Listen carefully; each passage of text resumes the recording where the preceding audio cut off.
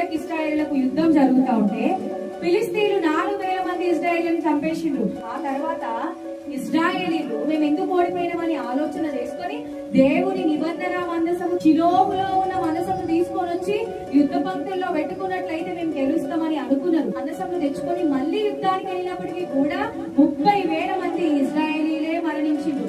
ఒక రకమైన వధ జరిగింది అని రాయబడినది. కానీ మందసమే కదా, యెహోవా మందసం గొప్పది కదా, మరి ఎందుకు ఓడిపోయిండ్రు?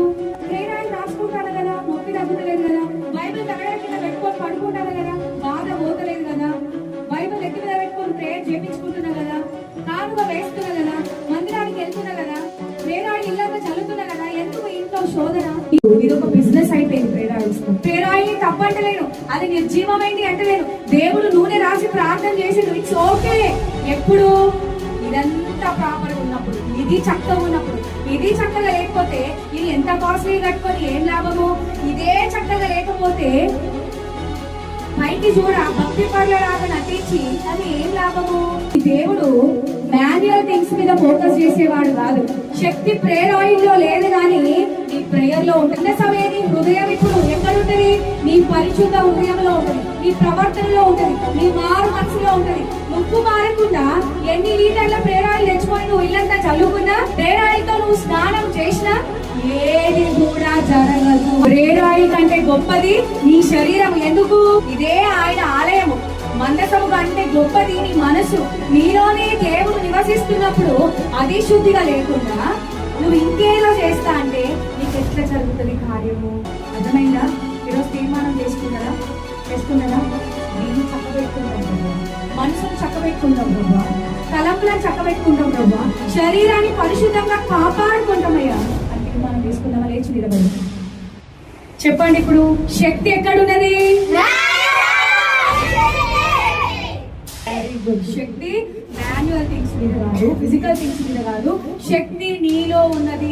ఫిలిస్తీన్లకు ఇశ్రాయేలులకు యుద్ధం జరుగుతూ ఉంటే ఫిలిస్తీన్లు 4,000 మంది ఇజ్రాయేలీని చంపేసిండ్రు. ఆ తర్వాత ఇజ్రాయేలీలు మేము ఎందుకు ఓడిపోయినామని ఆలోచన చేసుకొని దేవుని నిబంధన మందసము షిలోహులో ఉన్న మందసము తీసుకొని వచ్చి యుద్ధ పంక్తుల్లో పెట్టుకున్నట్లయితే మేము గెలుస్తామని అనుకున్నారు. మందసము తెచ్చుకొని మళ్ళీ యుద్ధానికి వెళ్ళినప్పటికీ కూడా 30,000 మంది ఇజ్రాయేలీలే మరణించిండ్రు. ఒక రకమైన వధ జరిగింది అని రాయబడినది. కానీ మందసమే కదా, యెహోవా మందసం గొప్పది కదా, మరి ఎందుకు ఓడిపోయిండ్రు? ప్రేరాలు రాసుకుంటారు కదా, నొప్పి తగ్గుతలేదు కదా, బైబిల్ తగడ కింద పెట్టుకొని పడుకుంటారు కదా, బాధ పోతలేదు కదా, బైబిల్ ఎత్తి మీద పెట్టుకొని ప్రేయర్ చేపించుకుంటున్నా కదా, కానుక వేస్తున్నా కదా, మందిరానికి వెళ్తున్నా కదా, ప్రేరాలు ఇళ్ళగా చల్లుతున్నా కదా, ఎందుకు ఇంట్లో శోధన? ఇది ఒక బిజినెస్ అయిపోయింది. ప్రేరాయిని తప్పంటలేను, అది నిర్జీవమైంది అంటలేను. దేవుడు నూనె రాసి ప్రార్థన చేసిండు, ఇట్స్ ఓకే. ఎప్పుడు ఇదంతా ప్రాపర్ ఉన్నప్పుడు, ఇది చక్కగా ఉన్నప్పుడు. ఇది చక్కగా లేకపోతే ఇది ఎంత కాస్ట్లీ కట్టుకొని ఏం లాభము? ఇదే చక్కగా లేకపోతే పైకి చూడ భక్తి పరులలాగా నటించి అది ఏం లాభము? దేవుడు మాన్యువల్ థింగ్స్ మీద ఫోకస్ చేసేవాడు కాదు. శక్తి ప్రేయర్ ఆయిల్ లో లేదు కానీ నీ ప్రేయర్ లో ఉంటుంది. సమయం హృదయం ఇప్పుడు ఎక్కడుంటది? నీ పరిశుద్ధ హృదయంలో ఉంటుంది, నీ ప్రవర్తనలో ఉంటుంది, నీ మారు మనసులో ఉంటుంది. నువ్వు మారకుండా ఎన్ని లీటర్ల ప్రేయర్ ఆయిల్ తెచ్చుకొని నువ్వు ఇల్లంతా చల్లుకున్నా, ప్రేయర్ ఆయిల్ తో నువ్వు స్నానం చేసినా ఏది కూడా జరగదు. ప్రేయర్ ఆయిల్ కంటే గొప్పది నీ శరీరం. ఎందుకు? ఇదే ఆయన ఆలయము. మందసము కంటే గొప్పది నీ మనసు.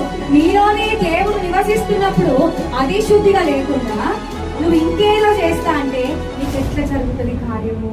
అర్థమైందా? ఈరోజు తీర్మానం చేసుకున్నారా? నేను చక్కబెట్టుకుంటాం ప్రభా, మనసును చక్కబెట్టుకుంటాం ప్రభా, తలంపులను చక్కబెట్టుకుంటాం ప్రభా, శరీరాన్ని పరిశుద్ధంగా కాపాడుకుంటామయ్యా అని తీర్మానం చేసుకుందామా? లేచి నిలబడి చెప్పండి. ఇప్పుడు శక్తి ఎక్కడున్నది? శక్తి మాన్యువల్ థింగ్స్ మీద కాదు, ఫిజికల్ థింగ్స్ మీద కాదు. శక్తి నీలో ఉన్నది.